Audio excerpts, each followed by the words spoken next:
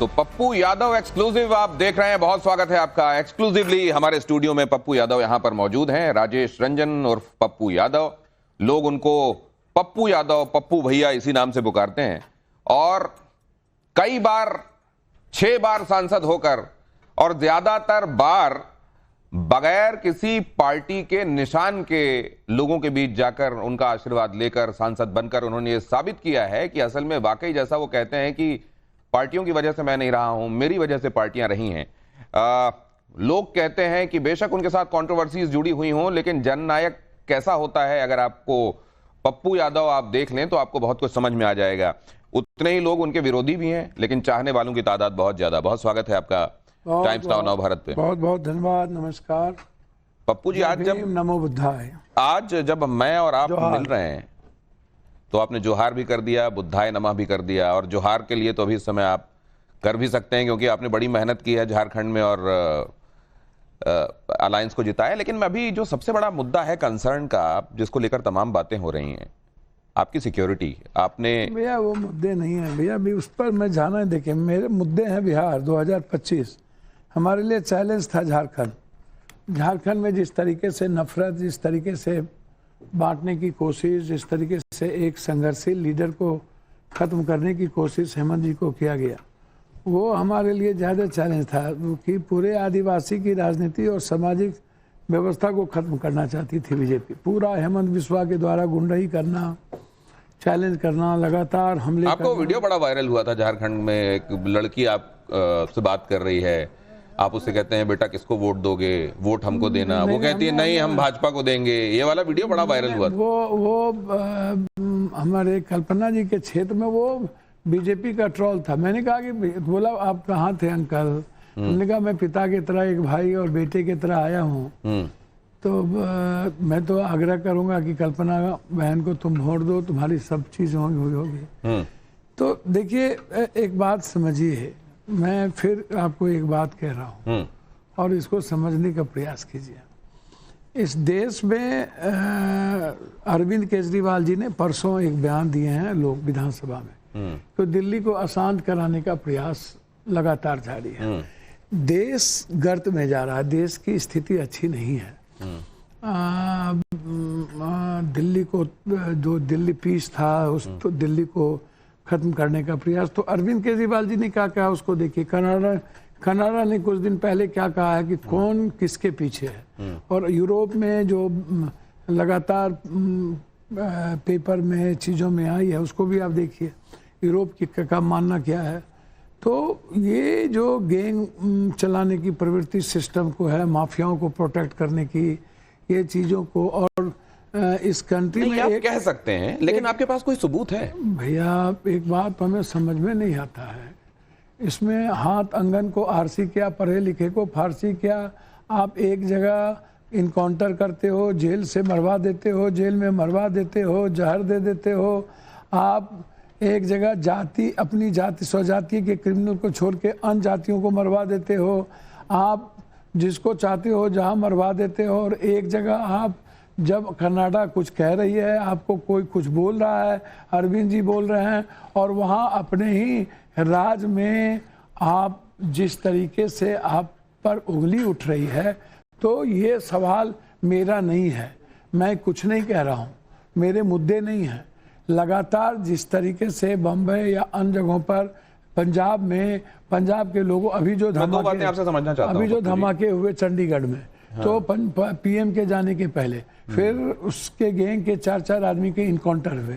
तो आप, मैं उस पे नहीं जा रहा हूँ, मैं कह यह रहा हूँ। नहीं तो आपको 2014 के पहले का सिनेरियो याद होगा, दिल्ली की सुरक्षा, यहाँ कोर्ट तक के पास होने वाले धमाके, देश में बाकी जगहों पर होने वाले धमाके। एक बात, तो अगर आप तुलनात्मक रूप से देखें तो आपको देश, आप कह रहे हैं गर्त में जा रहा है, तुलनात्मक रूप से आप देखें तो सुरक्षा बेहतर है कि खराब है? पहले आपसे मैं एक बात बता रहा हूँ ना, हमको तो समझ में नहीं आता हूँ। 2014 मुझको लगता है कि 2014 में परमाणु आ गए, 2014 में अणु आ गए, 2014 में क्या कहते हैं आईटी आ गया, इंजीनियरिंग आ गया, 2014 में मेडिकल आ गया, 2014 में नहीं, उन बातों में जा ही नहीं रहा हूं, सुनिए ना, सिक्योरिटी की बात कर रहा हूं। सर मेरी बात सुनिए ना, 2014 इस कंट्री में इकोनॉमी, मनमोहन सिंह के रीजन में इकोनॉमी नरेंद्र मोदी के रीजन में, इस कंट्री में फैक्ट्री, इस कंट्री के फार्मर्स को, इस कंट्री की बिजली, इस कंट्री की, इस हिंदुस्तान के गर्व को कहने वाला एक मर्द पैदा हुआ। पाकिस्तान और बांग्लादेश को बंटवारा करने वाली एक ताकत, एक लेडीज आयरन। ये बात सच है, लेकिन उसके बावजूद जो रिपीट मैंडेट आप मिलते हुए देख रहे हैं वो भी तो आपको दिखाई दे रहा होगा ना पप्पू जी। एक बात तो सुनिए ना, रिपीट मैंडेट जो है, पुलवामा का क्या हुआ, आप हमको भी तो बताइए ना। पुलवामा का RDX का पता चला क्या? आप जनता के बीच में जाके बातें कहते हैं ना। बिल्कुल कहते हैं। तो उसके बावजूद आप देख रहे हैं ना भारतीय जनता पार्टी को वापस लौटते हैं। पहले सोशल मीडिया नहीं थी, और अब आप अपने टूल्स और अपने पैसे, जिस तरह पैसे का आप अकूट आप छींटते हो, 100 करोड़, 200 करोड़, 300 करोड़, जिस तरह सरकार चलाने में अजीत पवार जी ने कहा कि जब हम सरकार तोड़ रहे थे तो अदानी भी बैठे हुए थे। अजीत पवार का बयान है, अदानी मेरे साथ थे। तो अब पूंजीपति सरकार बना रही है, सरकार चला रही है, और पूंजीपति का तो जितना लोग पप्पू यादव को जानते हैं, पप्पू यादव दूध को दूध, पानी का पानी कहते हैं। हाँ। पप्पू यादव मौत की परवाह नहीं करते। वो जाके कोरोना के लोगों के बीच में, जब कोरोना अपने पीक पर था, लोगों के बीच में जाकर मदद बांटने के लिए पहुंच जाते हैं। बेशक उनके घर से उनकी नाराजगी झेलनी पड़े। नहीं बिल्कुल सच। लेकिन मैं ये जानता हूं कि अगर आपके पास कुछ तथ्यात्मक है पप्पू जी, तो लेकर कोर्ट जाइए। इस तरीके से केवल आप तो कम से कम वो राजनीतिक बयानबाजी मत कीजिए। अच्छा, एक बात आप तो थोड़ा हट के हैं ना बाकी राजनीतिज्ञों से। आप हमको एक बात बताइए ना कि मैं कौन सी राजनीतिक बात आपसे कर ली अभी। आपने जिस तरीके से कही, एक सांसद, मैंने कहा उस पर मत जाइए। पप्पू यादव को कोई डर होता है? मैं आपको एक पप्पू यादव ना खौफ में जीता है। नहीं। पप्पू यादव को ना कभी खौफ है, ना पप्पू यादव किसी से भीख मांगता है। पप्पू यादव की 3 ही डिक्शनरी है: इंसान को भगवान मानना, जस्टिस के लिए, आम आदमी के, कॉमन आदमी के जस्टिस के लिए किसी से भी लड़ जाना, किसी के लिए मरने की जज्बा रखना, व्यक्तिगत रूप और से पूरी जानता दुनिया की मदद करना। पप्पू जी, ऐसे लोगों को मैं व्यक्तिगत रूप से जानता हूं जो वो कहते हैं कि हमारे लिए मदद के लिए कोई नहीं था। हमने पप्पू यादव को, वो जानते भी नहीं थे, और आपको फोन किया और उनको मदद त्वरित रूप से मिली। उनको कमा। लेकिन मैं एक बात जानना चाहता हूं, आप इस तरीके से जनता के लीडर हैं, मास अपील है आपकी, लोग इतना प्यार करते हैं आपको, 26 धमकियों का आप जिक्र कर रहे हैं। आपने एसपी को कहा कि आप राजनीति में मत पड़िए, आप राजनीति में लगता है पढ़ रहे हैं, और आप सिक्योरिटी का, आपने ये तक कहा कि हेमंत शाही का आपने उदाहरण दिया कि किस तरीके से हुआ, देखिए तब कहा गया कि घायल। मैं एक बात जानना चाहता हूं, आप ये तमाम बातें करें, मान लीजिए भगवान ना करे आप सुरक्षित रहें हमेशा और सुदीर्घ जीवन रहे आपका, लेकिन अगर आपके साथ कुछ हो गया 19-20, तो किसको जिम्मेदार मानेंगे? देखिए, एक बात समझिए, मैं आपको बहुत क्लियर बता दूं, 24 और 150 व्हाट्सएप और 200 SMS मैं अमित शाह जी को, मैं मुख्यमंत्री जी को, DG को, सबको भेजा हूँ। भैया मुझको आप, मैंने कई बार कहा, मुझको आपकी सुरक्षा नहीं चाहिए। आपसे मैं हाथ जोड़ता हूँ, मैं आपसे भीख मांग करके जीने का नाम पप्पू यादव नहीं है। हमारे परिवार तक के भी जिक्र कर दिए गए। मैं आपसे, उनसे मैंने साफ शब्दों में कहा कि आप जांच करा लीजिए कि इसके पीछे कौन है। मलेशिया से मयंक सिंह वहाँ बैठे हैं राजन के साथ। पतरातू क्रिमिनल का वो राइट हैंड है, वो छत्तीसगढ़ जेल में है। झारखंड जाते ही वो वहां से फोन, मलेशिया, नेपाल, पाकिस्तान आप बता रहे हैं, इन जगहों से फोन आए। तो सभी मैंने दिए हुए हैं। और यहाँ जब आप स्टूडियो के लिए आ रहे थे, मुझे पता चला है कि studio, on the way to studio आपको फोन आया। मेरे जो साथी आपको लेके आ रहे थे, उन्हीं ने मुझे बताया कि आपको उसमें उनके इस बार कॉल कहां से आया? पत्रकार के सामने गुजरात से आया, बोला 15 तारीख, बोला सीधा बोला 15 तारीख, आप चिंता मत करो। तो अचानक इतने तमाम लोग पप्पू यादव के पीछे क्यों पड़ गए? मुझको एक बात मैं आपको, वो एक ट्वीट पप्पू यादव ने, मैं हर घटना पर ट्वीट करता हूं। जब कोई डिजास्टर होता है, बड़ी घटना घटती है, तो चाहे पप्पू यादव, भूज में भूकंप आया तो सबसे पहले हम पहुंचे। मणिपुर की घटना घटी थी, बहुत पहले हम पहुंचे। जब उत्तराखंड में आए तो हमें 21 दिन रहे। उड़ीसा में बाढ़ आया तब हम रहे। बॉम्बे में घटना घटी तब रहे। जब बिहारी, तो आप ये मानवता के लिए काम कर रहे हैं ना? मैं वही बात आपको कह रहा हूं कि मैंने एक ट्वीट किया। मैंने वो ट्वीट किया कि देश, संविधान, लोकतंत्र से बड़ा कोई व्यक्ति नहीं हो सकता, और यदि इस तरह चैलेंज करके किसी, तो ये 26 एंड काउंटिंग, उसी के बाद थ्रेट कॉल आया? उसके बाद कॉल आना। उसके पहले कभी धमकी नहीं मिली आपको? उसके पहले पूरे जीवन में कभी? उसके पहले धमकी नहीं मिली। उसके पहले चुनाव में एक वीडियो कॉल पर गाली गलौज की बात आई, धमकी कभी नहीं मिली।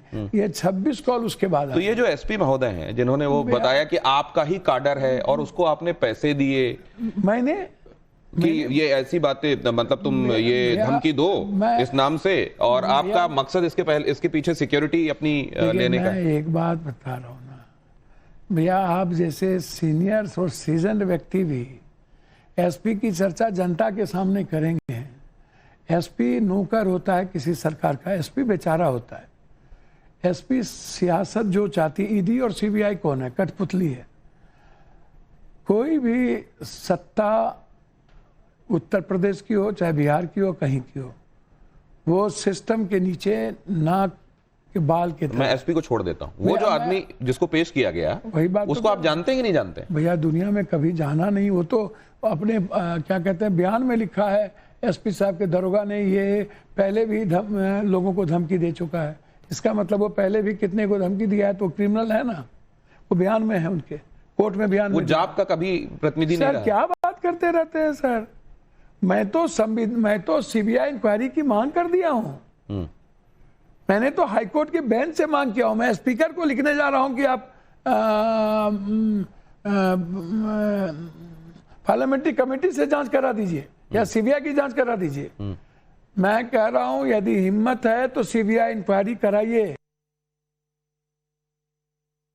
कभी 48 घंटा, कभी 15 तारीख, ये तो अन्यथा रिजाइन करिए। हम भी रिजाइन करने तो मैं बड़ा सीधा सीधा आपसे पूछ रहा हूं कि ये इतना सीरियस मैटर है, आपकी लाइफ, आपकी लाइफ नहीं है, लोगों से आप जुड़े हुए हैं, आप सांसद हैं इस देश के। मेरे जिंदगी के साथ खिलवाड़ किया है सरकार के सिस्टम ने।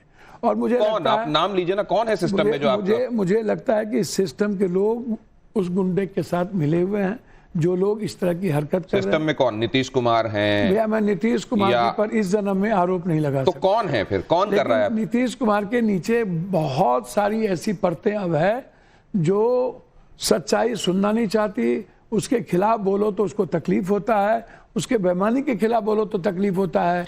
तो ये बताइए कि लोग ये भी जानना चाहते हैं और उनको इससे कंसर्न है कि हमारे सांसद हैं वो भैया, और ये सांसद महोदय संसद के भीतर ये क्यों नहीं कहते कि देखिए आप हमारी जान की नहीं लेकिन लोगों की। मुझको लगा आप बिहार के मुद्दों पर बात करोगे, इसलिए मैं नहीं, आपकी जान नहीं, मैंने बड़ी प्रायोरिटी है उन लोगों के लिए जो आपसे प्यार करते हैं। मैंने पहले भी कहा है मेरे लिए ये कोई तो संसद में आप नहीं उठाएंगे इसको? नहीं, सवाल नहीं उठता। तो आप इसको लेकर कोर्ट जाएंगे? मैं कोर्ट चला गया हूँ लेकिन संसद में आवाज नहीं उठाएंगे? नहीं, मैं अपने लिए कभी जिंदगी में संसद में आवाज नहीं उठाता हूँ। मेरी उपस्थिति का मतलब है एक आवाज बिहार की पूरे 13 करोड़ जनता, झारखंड की जनता और युवाओं के रोजगार, उसकी किसानों की बात। पप्पू यादव अपने लाइफ के लिए संसद नहीं बना है, इसलिए मैं संसद में अपनी भीख नहीं मांगूंगा। जोगी की तरह संसद में रोने नहीं जाऊंगा कि मुझको पुलिस ने मारा। आप बाकियों को भी इंटीमेट कर रहे हैं ना, जैसे आप लोकल एडमिनिस्ट्रेशन को कर रहे हैं। आपने बताया गृह मंत्री को इंटीमेट किया है, तो संसद को भी इंटीमेट कीजिए ना, स्पीकर को बताइए ना। स्पीकर को बताऊंगा, संसद में अपना बयान नहीं दूंगा। स्पीकर को बताने वाले एकदम मैं स्पीकर को बताऊंगा, वो मेरे कस्टडियन है। लेकिन मैं सीबीआई इंक्वायरी चाहता हूँ, हिम्मत है। और मैं चाहता हूँ 2 वीडियो कहाँ है, मैं चाहता हूँ उस लड़के का कॉल डिटेल आप सबके सामने लाइए। और मैं चाहता हूं आपने जो कहा है कि वो पटना के पार्क गया था कभी, उसको कोई राजेश नाम का आदमी मिला, उसने हमको कहा कि हम 1500 रुपया दे रहे हैं, तुम धमकी दे दो। वो कभी यूको पार्क गया था कभी, और उसको एक कोई राजेश नाम का व्यक्ति मिला, उसने 1500 रुपया दिया। भैया आप खुद सोचिए, 2000 रुपया दिया, यूको पार्क में मिल गया। आप एक तरफ कह रहे हो कि सस्ती लोकप्रियता के लिए धमकी दे दिए, एक लाइन में कह रहे हो पहले भी ये कितने को धमकी दिया है। आप अपने कंट्रोवर्सी में फंस रहे हो। और दूसरी तरफ आपसे मैं जब पूछ रहा हूं कि ये व्यक्ति है कौन, इसके पीछे कौन है, इसको पैसा कौन दिया, आप उसको कब गिरफ्तार करोगे? आप आरा में कब? एक लाइन में अगर मैं आपसे पूछूं कि अगर आपकी इन मुद्दों को गंभीरता से नहीं लिया जा रहा, इसको कोई और रंग देने की कोशिश की जा रही है और भगवान न करे कुछ होता है, तो जिम्मेदार कौन होगा? शासन, प्रशासन, पूरी सरकार।